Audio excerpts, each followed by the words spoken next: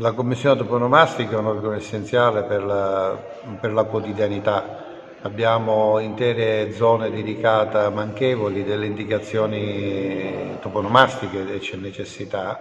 Abbiamo consultato, abbiamo avuto la disponibilità dei componenti che hanno accettato, mettendosi a servizio della città per risolvere i problemi che sono collegati proprio alla mancanza di segnaletica della toponomastica. Abbiamo ottenuto la formazione della commissione per la toponomastica e stiamo rimpinguando l'ufficio e daremo all'ufficio gli strumenti sia del personale sia quelli economici per trasformare le decisioni che la Commissione andrà a prendere in risultati concreti. Abbiamo diverse zone non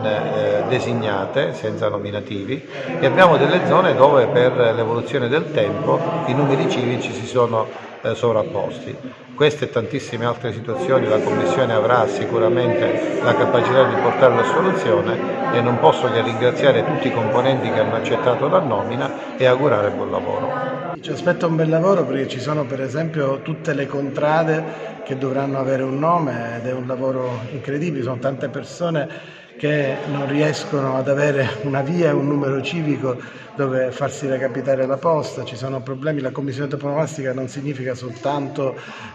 il nome della via e il numero civico, ma ci sono problemi legati all'ordine pubblico, ci sono problemi legati anche alla consegna di eventuali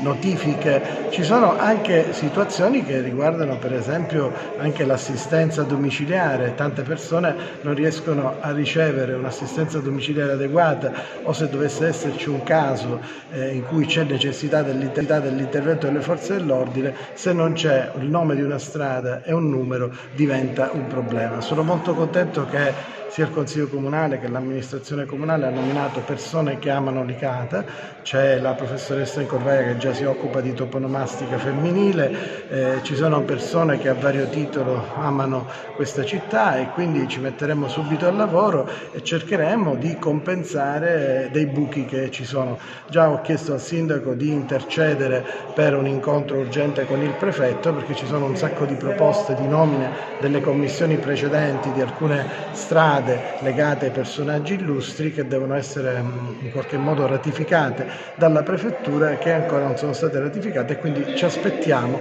al più presto un incontro con Sua Eccellenza il Prefetto per cercare di risolvere anche questo problema. Sì, ci sarà tanto lavoro da fare.